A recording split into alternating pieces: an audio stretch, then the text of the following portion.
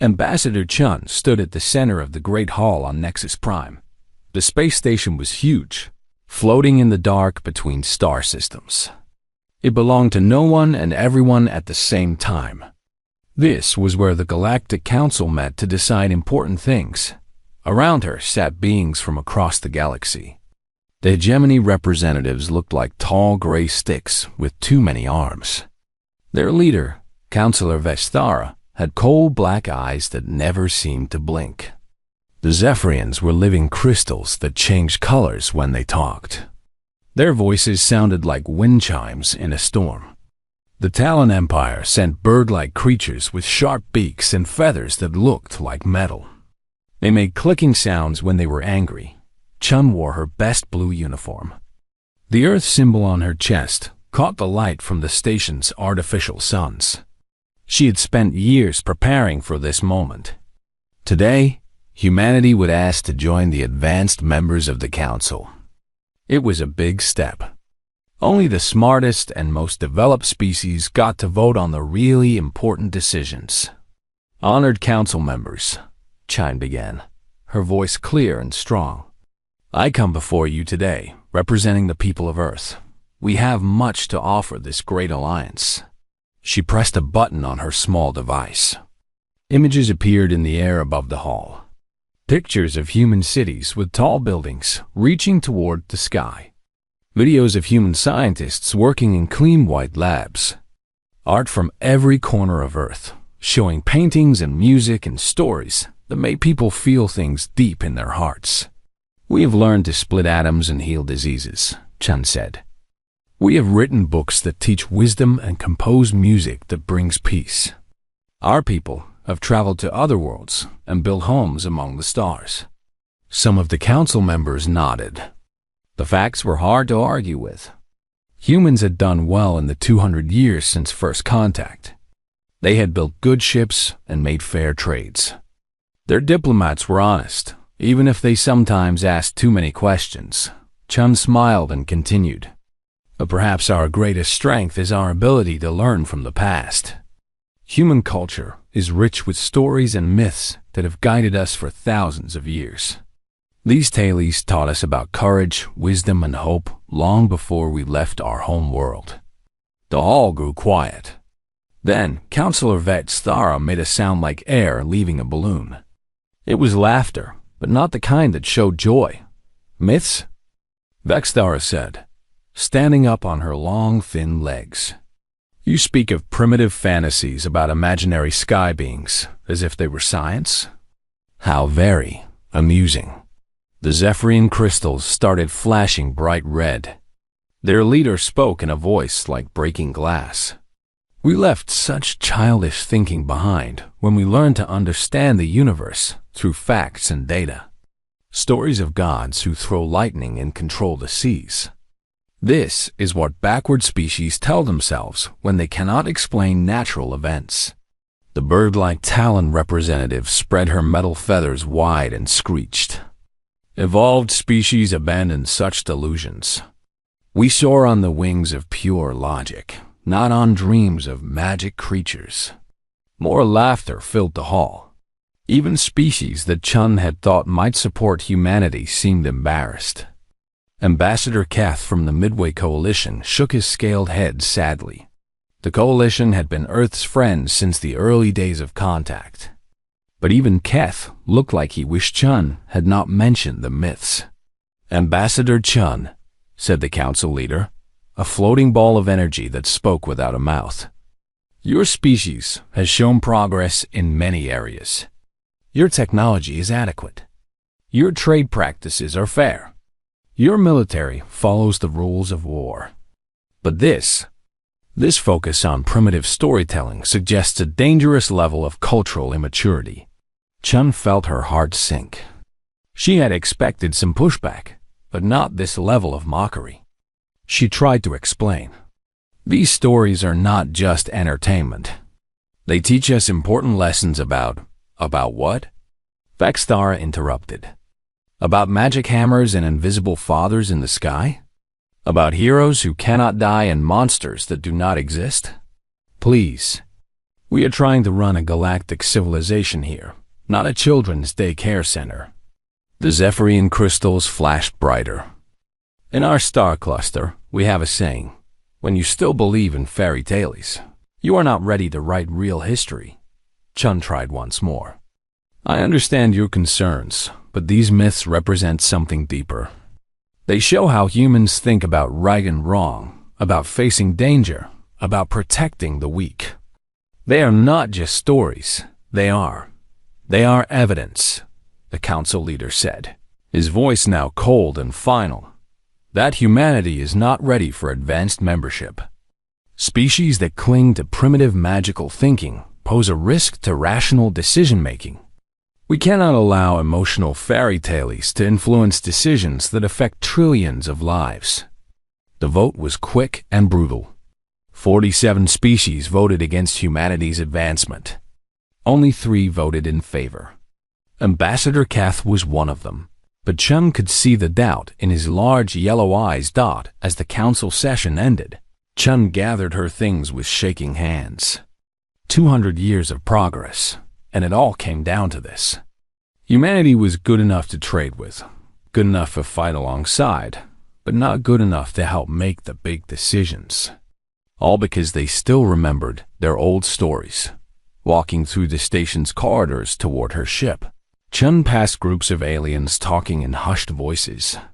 She heard words like primitive and backward and magical thinking. Some of them pointed at her as she walked by. Her communications officer was waiting when she got back to her ship. "Any word from Earth Command?" she asked. "They want a full report," he said. But they already heard the basic news. "The president says to come home."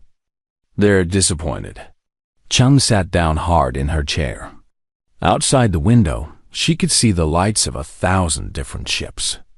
Each one represented a species that had earned its place in the galaxy through logic and facts and cold scientific thinking. Each one had given up their old stories to become something the council thought was better. Maybe they were right. Maybe believing in myths really was a sign that humans were not ready for the responsibilities that came with advanced membership.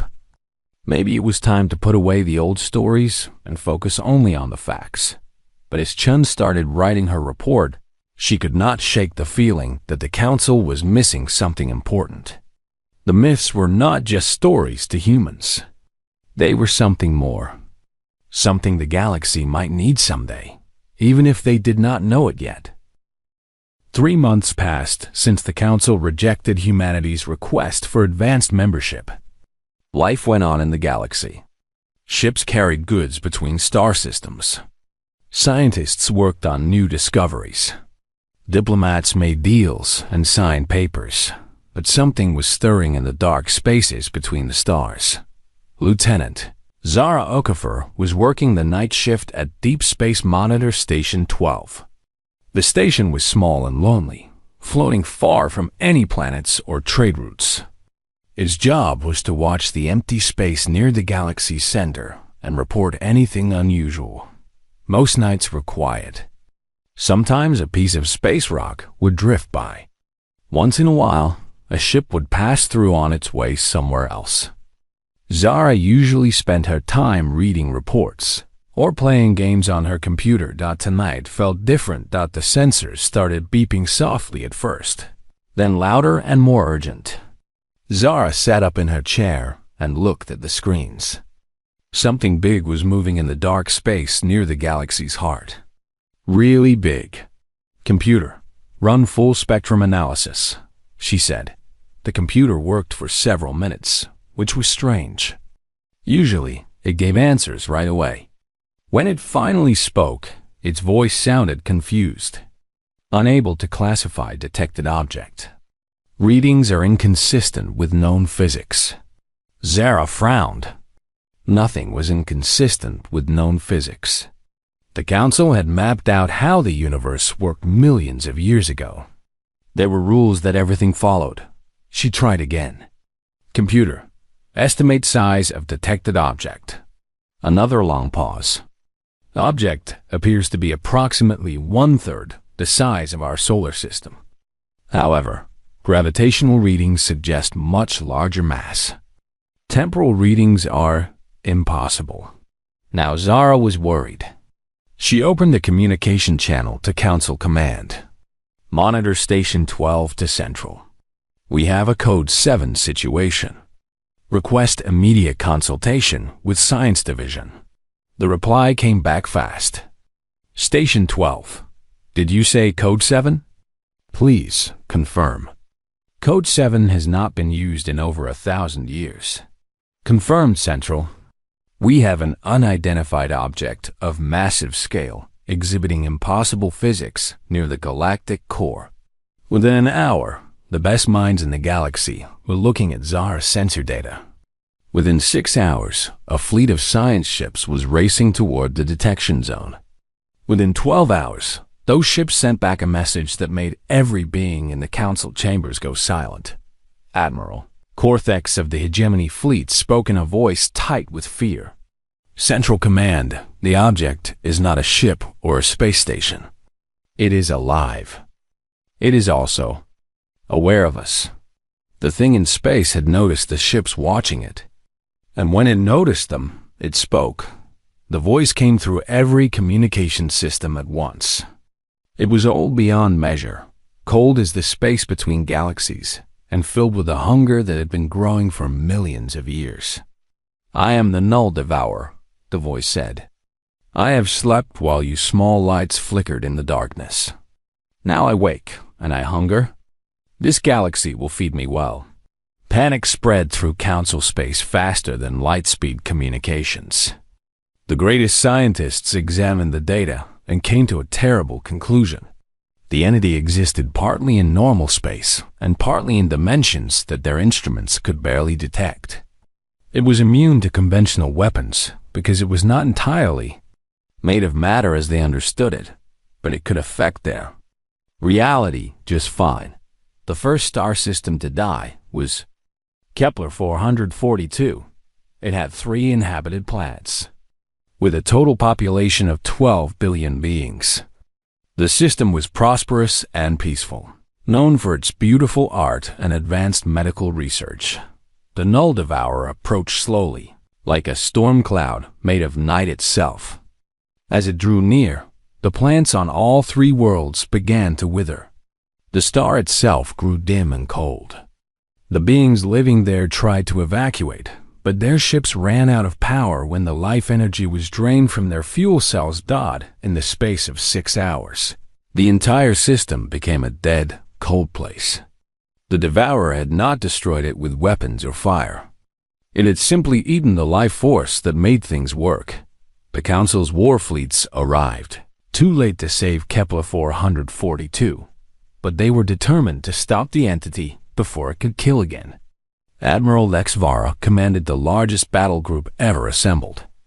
2,000 ships with the most advanced weapons in the galaxy. They fired quantum torpedoes that could crack planets. They used reality-warping cannons that could erase matter from existence. They deployed consciousness disruption fields that could shut down any thinking mind. Nothing worked.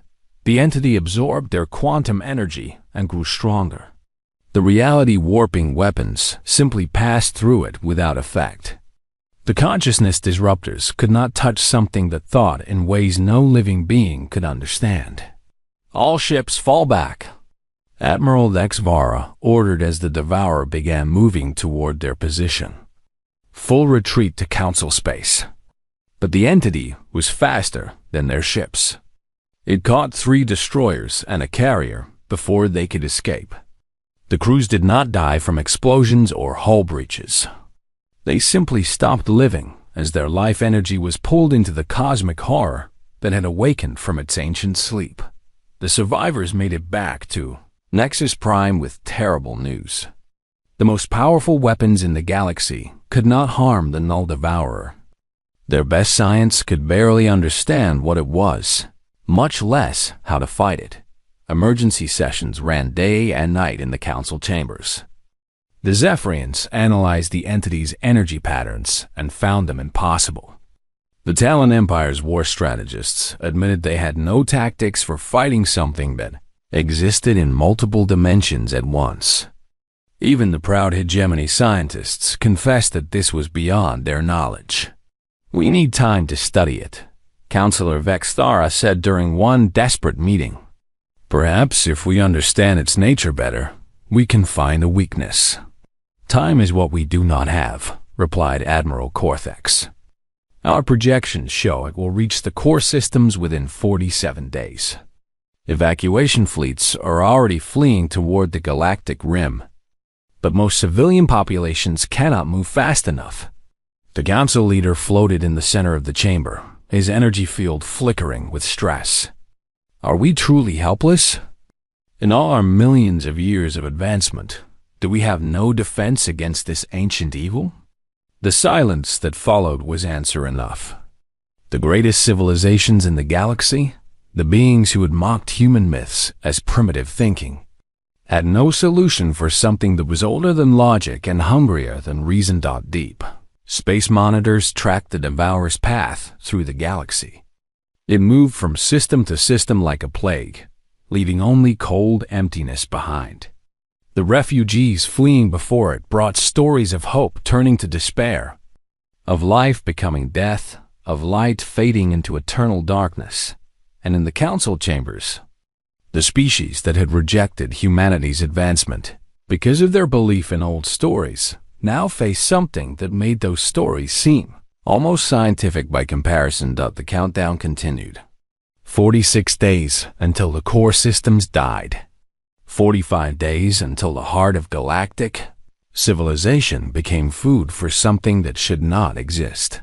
The wisest minds in the galaxy worked without sleep, searching for answers they could not find in all their advanced knowledge. Ambassador Chun watched the emergency broadcast from her office on Earth. The news was bad and getting worse. The Null Devourer had consumed 17 star systems in the past month.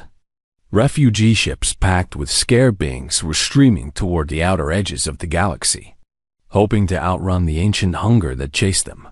The Council's greatest fleets had tried to stop the entity 6 more times. Each battle ended the same way. Ships and crews vanishing into the cosmic horror that ate life itself. The being called the Null Devourer was not just immune to their weapons. It seemed to enjoy the fear it caused. Chun's communication device buzzed. It was a priority message from Nexus Prime. She opened the channel and saw the tired face of the council leader. "Ambassador Chun," the energy being said. His usual confidence was gone. "The council requires Earth's assistance." Chun blinked in surprise. "My assistance?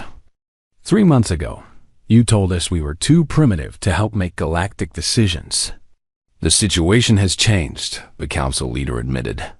His energy field flickered weakly. "We are facing extinction. Every conventional method has failed. We need unconventional solutions." "What kind of solutions?" The council leader was quiet for a moment. When he spoke again, his voice was heavy with reluctance. "Your species mentioned having theoretical defense plans during your membership application. Plans that other species would consider unorthodox." Chun felt her heart rate increase. She knew what he was talking about. "You mean Protocol Olympus?" "Yes, the plan your military scientists developed but never tested. The one involving..." The council leader paused like the words tasted bad. "Quantum resonance patterns based on pre-space age human cultural artifacts." Protocol Olympus had been Dr. Sarah Walsh's idea 5 years ago. She was a quantum physicist who also studied ancient human history. She had noticed something strange about Earth's oldest myths and legends. When you analyzed the stories using advanced mathematics, they contained patterns that matched quantum field frequencies. Most scientists thought Dr. Walsh was crazy. The few who listened said her theories were interesting, but impossible to test. The military filed her work under experimental concepts, not for active use, and forgot about it. Now the council was desperate enough to try anything. "I need to speak with my government," Chun said carefully. and I need to understand exactly what you're asking us to do. We are asking you to attempt something that violates everything we know about how the universe works. The council leader replied, "We are asking you to use your primitive myths as weapons against an entity that our advanced science cannot touch." The irony was so thick Chun could taste it. Just to be clear, you want the species you rejected for believing in fairy tales to save the galaxy using those same fairy tales? The council leader's energy field dimmed with embarrassment. Yes. Chun closed the communication link and immediately called Earth Command. Within an hour, she was on a secure channel with President Martinez and the entire Defense Council. Dr. Walsh joined the call from her laboratory in Geneva. "Sarah," President Martinez said, "please explain Protocol Olympus in simple terms. Assume we know nothing about quantum physics." Dr. Walsh looked nervous but excited. She had been waiting years for someone to take her work seriously. The basic idea is that human myths contain mathematical patterns that exist at the quantum level. These patterns might be able to interact with entities that exist partly outside normal reality. "You're saying our old stories have actual power?" asked General Harrison. "Not the stories themselves," Dr. Walsh explained, "but the deep mathematical structures hidden inside them. When ancient humans created myths about gods and heroes, they were unconsciously encoding quantum frequencies that resonate with fundamental forces in the universe." Chun leaned forward. "And you think these frequencies might be able to affect something like the Null Devourer?" "It's possible," Dr. Walsh said. "The entity exists in multiple dimensions simultaneously. Our weapons can't touch it because they only work in three-dimensional space. But quantum resonance operates across dimensional boundaries. If we can broadcast the right frequencies using our deep space communication network, we might be able to reach something that conventional weapons cannot." President Martinez finished. "What would we need to do?" Dr. Walsh pulled up a complex diagram on her screen. "We would need to convert mythological narratives into quantum frequency patterns and broadcast them through every human communication relay simultaneously. The combined signal would create a resonance field throughout human space." "What kind of myths?" Chun asked. "All of them. Every culture, every tradition. The patterns work best when they represent archetypal concepts: courage, wisdom, justice, protection. The mathematical structures are strongest in stories that have been told and retold for thousands of years." General Harrison looked skeptical. "Doctor, with respect, this sounds like we would be broadcasting bedtime stories at a cosmic monster and hoping it goes away." "I understand how it sounds, General. But conventional thinking has failed. The Council's most advanced civilizations cannot even understand what they're fighting. Maybe it takes primitive human fairy tales to touch something older than logic." The debate continued for 3 hours.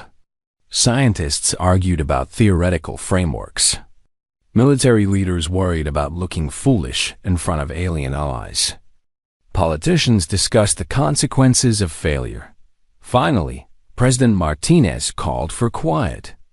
"The Council is asking for our help. If we say no, the galaxy dies anyway. If we try this crazy plan and fail, the galaxy dies. But if there's even a small chance it might work, we have to try," Chun agreed. "Even if they mocked us for believing in these stories, we can't let innocent beings die because of pride." The vote was unanimous. Earth would attempt Protocol Olympus. Chun contacted the Council leader with humanity's answer. "We will try, but we need some things from you." "Anything," the Council leader said immediately. "First, we need unrestricted access to all communication networks in Council space.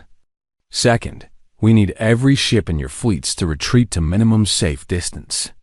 Third, we need you to understand that we have no idea if this will work. And fourth?" the Council leader asked, sensing there was more. Chun smiled grimly. "Fourth, If we somehow succeed, I want humanity's advanced membership approved without further discussion. No more lectures about primitive thinking. The council leader agreed to everything without argument. When beings faced extinction, they would try anything. Even the fairy tales they had mocked. Dr. Walsh and her team worked around the clock preparing the broadcast.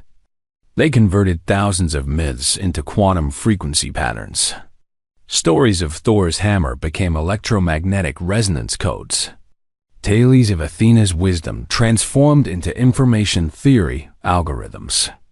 The rage of war gods from every human culture became directed energy patterns. As they worked, more reports came in from the galaxy's core regions. The Null Devourer had consumed 23 star systems now. Billions of beings were dead or fleeing toward the outer rim. The Council's remaining fleets were falling back, buying time they hoped humanity could use. Broadcasting in 10 minutes, Dr. Walsh announced as her team made final preparations. All human deep space relays are synchronized. Quantum resonance patterns are loaded and ready. Chun stood in the communications center, watching Earth scientists prepare to attempt something impossible. Around the galaxy, the most advanced civilizations waited to see if primitive human myths could succeed where their greatest weapons had failed. The countdown began. 10 seconds. 5 seconds. 1. Dr. Walsh pressed the activation button, and every human communication device in space began broadcasting the mathematical essence of humanity's oldest stories into the darkness between stars. The quantum broadcasts spread through space faster than light itself. Dr. Walsh watched her instruments as the signal reached human colonies, mining stations, and military outposts scattered across the galaxy. Every human communication device was now transmitting the mathematical patterns hidden inside Earth's oldest stories. For the first few minutes, nothing happened. The sensors showed normal readings. Space remained empty and quiet. Dr. Walsh began to worry that her theories were wrong after all. Then something stirred in the darkness. Between dimensions. Captain Rodriguez was commanding the human cruiser, defiant near the edge of council space when his bridge crew started reporting impossible readings. "Captain," his science officer called out, "I'm detecting massive energy patterns forming around our ship. But they're not following any physics I understand." Rodriguez looked at his main screen and felt his jaw drop. Something huge was taking shape in the space around his vessel. It looked like a figure, but made of starlight and cosmic energy instead of flesh and blood. The figure held what appeared to be a massive hammer that crackled with electricity that could split planets. "My God," Rodriguez whispered. "It's Thor. Not the Thor from ancient books or movies, but something far more powerful and real. This was the living embodiment of every story humans had ever told about the god of thunder, given form by the quantum frequencies Dr. Walsh had discovered." The figure turned toward Rodriguez's ship, and the captain heard a voice that rumbled like distant storms. "Where is the enemy that threatens the innocent?" Rodriguez pointed toward the galactic core, where the Null Devourer continued its feast of death. "There, that thing is killing billions of people." The Thor figure nodded once and stepped through space itself, moving faster than any ship could travel. Within moments, it had reached the battlefield where the Devourer was consuming another star system. Similar manifestations were appearing throughout human space. On the research station Copernicus, scientists watched in amazement as a figure of brilliant light materialized in their laboratory. She wore armor that seemed made of pure wisdom and carried a spear that could pierce through lies and illusion. The ancient Greeks would have called her Athena, but this was something beyond any single culture's understanding. "I see the pattern of the enemy's thoughts," the Athena figure said to the startled researchers. "It is old and hungry and thinks only of consuming. But hunger without wisdom is weakness. I will guide your warriors to victory." Across human space, more figures appeared. War gods from every culture humanity had ever known began to manifest. Ares brought the fury of righteous battle. Tyr carried the courage to face impossible odds. The Hindu goddess Durga arrived with the power to protect the innocent. Sekhmet came with the rage of a lioness defending her cubs. These were not separate beings competing for attention. They were aspects of human nature itself, given form by the quantum patterns Dr. Walsh had encoded in her broadcast. They represented every story humans had ever told about facing darkness with courage, wisdom, and strength.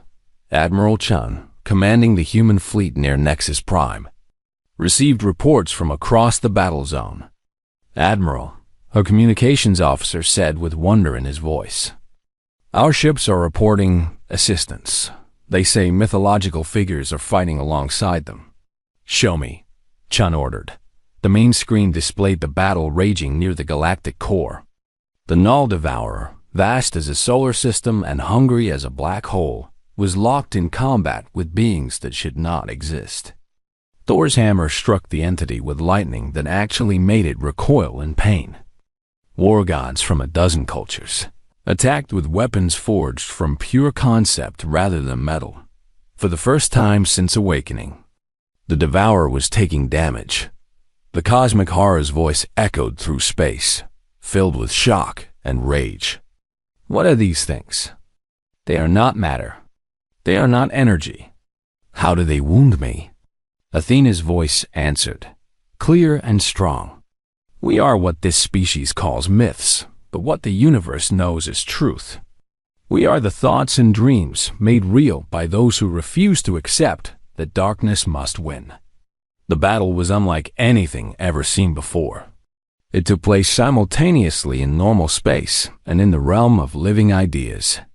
The Null Devourer fought with tentacles of pure entropy that could age stars to death in seconds.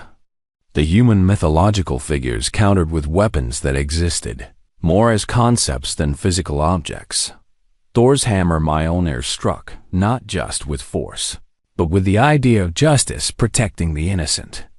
Each blow carried the weight of every human story about heroes standing against impossible odds.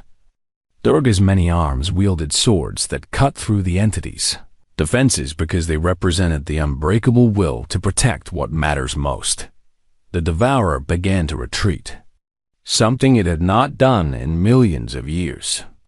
As it pulled back from the system it was consuming, the dying star suddenly blazed back to life. The withered planets began to show signs of recovery. "Impossible!" The entity's voice rang with confusion and fear. "I have devoured galaxies. I am older than your species' first thought. How can mere stories wound me?" The Athena figure moved closer to the retreating horror, her spear of wisdom aimed at its dark heart. "Because stories are not mere anything. They are how thinking beings create meaning from chaos. They are how we turn random events into purpose. You feed on life, but we are what makes life worth living." Back on Earth, Dr. Walsh watched the readings with tears in her eyes. Her impossible theories were working. The quantum frequencies derived from human myths were not just affecting the Devourer. They were creating actual entities that could fight on the same level as the cosmic horror. "Sarah," her assistant called out, "we're getting energy readings that don't match any known science. These figures your broadcast created, they're drawing power from something beyond our universe." Dr. Walsh nodded. "They're drawing power from human belief itself. Every story ever told, every myth passed down through generations. Every time a parent read a fairy tale to a child, it all becomes real when filtered through quantum resonance." The battle raged across 3 star systems. The mythological figures pursued the retreating Devourer, forcing it to abandon several systems it had begun consuming. But the entity was learning to adapt its attacks, finding ways to strike at the figures that could actually harm it. "This is not over," the Devourer's voice promised as it retreated deeper into space. Your strange magic is strong, but I am eternal. I will find a way to consume these thought weapons of yours. And when I do, I will devour this galaxy slowly, making sure every being understands that hope is just another lie." The Thor figure raised his hammer toward the fleeing entity. "Then we will be waiting. As long as humans tell stories of courage standing against darkness, we will be here to make those stories real." Admiral Chun received a priority message from the council leader. For the first time in weeks, the energy being's voice contained hope instead of despair. "Ambassador Chun," he said, "our scientists confirm that the entity has been wounded and forced to retreat. Several systems it was consuming have been restored to life. How did your species accomplish what our most advanced weapons could not?" Chun looked at the images of mythological figures battling cosmic horror in the depths of space. "We reminded the universe that some things are more powerful than physics. Stories, dreams, and the refusal to accept that evil must win. These are forces that operate beyond what your instruments can measure." The council leader was quiet for a long moment. When he spoke again, his voice was humble. "We owe you an apology, Ambassador. And much more than that. The battle was not over. The Null Devourer was wounded, but not destroyed. However, for the first time since the ancient entity had awakened, it was afraid. Something existed that could match its power, and that something had been born from the human myths the Council had mocked as primitive thinking." The final battle lasted 3 days and covered half the galaxy. The Null Devourer had learned from its first defeat and changed its tactics. Instead of trying to consume entire systems at once, it began striking quickly at individual planets, hoping to feed enough to grow stronger than the mythological figures hunting. It did, but humanity's myths adapted. Dr. Walsh discovered that the quantum patterns grew more powerful when more humans believed in the mission. She began broadcasting updates about the battle to every human settlement in space. As people learned that their old stories were literally fighting to save the galaxy, the mythological figures became stronger and more numerous. New figures appeared as different human cultures added their voices to the quantum resonance field. Aboriginal Dreamtime spirits materialized to track the devourer through dimensions where normal sensors failed. African trickster gods found ways to confuse the entity's ancient mind. Native American animal spirits carried messages between the scattered mythological warriors faster than any communication system. The devourer found itself facing not just a few powerful enemies, but an entire army of living concepts that grew stronger with each passing hour.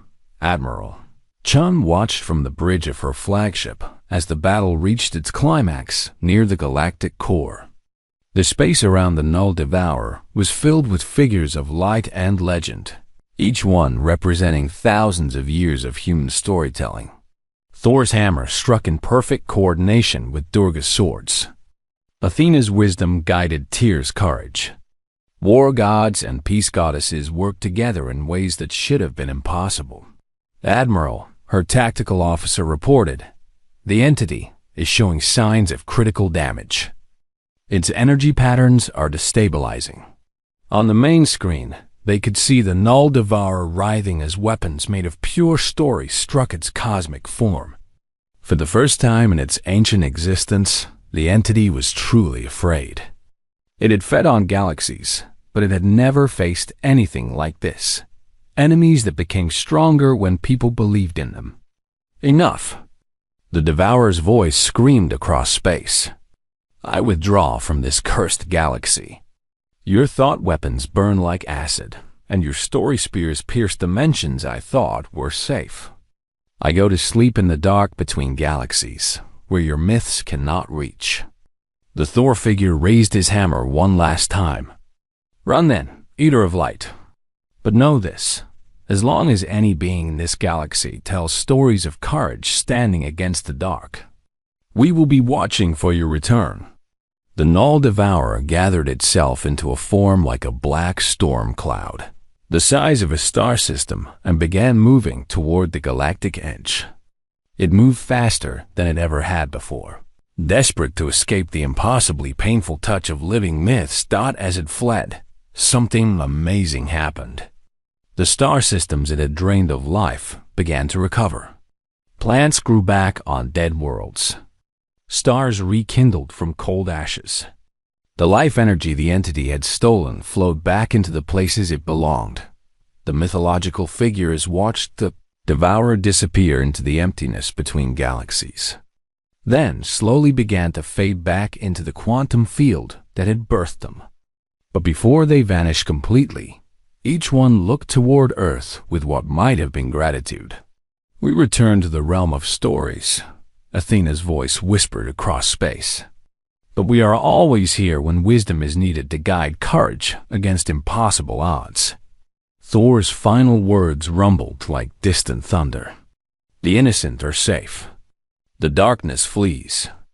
Our purpose is fulfilled until darkness dares to threaten this galaxy again. As the last figure faded from sight, Dr. Walsh's instruments showed the quantum resonance field stabilizing at a new frequency. The patterns were still there, waiting to be activated if they were ever needed again. The communication channels filled with messages from across the galaxy. Refugee fleets that had been fleeing toward the rim were turning around and heading home. Space stations that had gone dark were powering back up. The Council's emergency government was receiving reports that the crisis was over. On Nexus Prime, the Council chambers filled with representatives who had thought they would never see their home worlds again.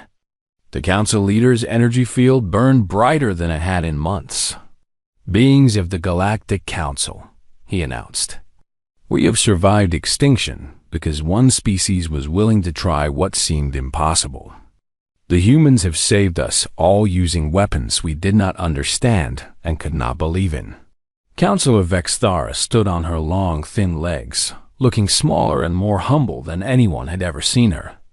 "I move that humanity be granted not only advanced membership, but a permanent seat on the Emergency Response Committee. We clearly need their unique perspective for future threats." The vote was unanimous. Every species that had mocked human myths 3 months ago now voted to give humanity a voice in the galaxy's most important decisions. But the Council leader had more announcements to make. "We are also establishing a new department to be staffed entirely by human researchers. The Department of Applied Mythology will study the defensive potential of stories and legends from every species in the galaxy." Ambassador Chun stepped forward. "Honored Council Leader, we accept these responsibilities. But we have one request. Name it. We want to help other species rediscover their own myths and legends. Every civilization has stories about courage and wisdom and hope. Those stories might be more than entertainment. They might be weapons we will need someday." The Council leader's energy field flickered with what might have been amusement. "You want us to start believing in fairy tales again?" Chun smiled. "We want you to start believing in the power of believing in fairy tales. There's a difference." Over the following weeks, something wonderful began happening throughout the galaxy. Species that had abandoned their ancient stories started remembering them. Zephyrian crystals began singing the old songs about light conquering darkness. Talon Empire warriors started teaching their children about the legendary Skyriders who protected the weak. Even the logical hegemony began studying their forgotten myths about beings who could think their way through any problem. Dr. Walsh became the galaxy's first Director of Mythological Defense Research. Her office was flooded with requests from alien scientists who wanted to understand how stories could become real weapons. She worked with historians and anthropologists from hundreds of worlds, helping them find the quantum patterns hidden in their own cultural heritage. "It's not magic," she explained to a group of visiting researchers.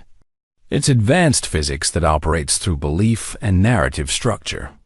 When enough beings believe in a story that represents fundamental concepts like justice or courage, Quantum resonance can give that story a form of reality. The practical applications were amazing. Mining colonies started telling stories about protective spirits watching over dangerous work, and accident rates dropped dramatically. Explorer ships began broadcasting ancient tales about brave voyagers, and their navigation systems became more accurate in uncharted space. Even simple children's bedtime stories seemed to create fields of calm and safety around nursery schools and playgrounds. 6 months after the battle, Chun received a message from the deep space monitoring stations. The sensors had detected a faint signal from the dark space between galaxies. It was the Null Devourer's voice, distant but still audible. "I will remember this defeat," the entity promised from its exile in the cosmic dark. "Someday I will return with hungers that your stories cannot satisfy. Someday I will learn to devour myths themselves." Chun was not worried. She looked out at the galaxy, where 1 billion different species were rediscovering the power of their own stories. Children on 1,000 worlds were learning that their fairy tales might someday save the universe. Scientists were finding that the oldest wisdom often contained the newest discoveries. "Let it come back," she said to the empty space that carried the entity's thread. "When it does, it won't be facing just human myths anymore. It will be facing the combined stories of an entire galaxy that has learned to believe in hope made real." The galaxy was no longer the same place it had been before the Devourer's attack. It was better, not because the threat had been defeated, but because in defeating it, every thinking being had learned something important. Stories matter. Dreams have power. And sometimes the most primitive ideas are really the most advanced technologies, waiting for someone brave enough to believe they might actually work. Humanity had earned its place among the stars, not through superior weapons or faster ships, but by remembering that the universe is vast and strange and full of things that science hasn't figured out yet. And sometimes, when conventional wisdom fails, you need the kind of wisdom that children understand better than adults. The wisdom that says, every story about good triumphing over evil might be more real than anyone dares to believe. And in the quantum field that connects all conscious minds, the mythological figures of 1,000 cultures waited patiently for the next time they would be needed to make the impossible possible once again.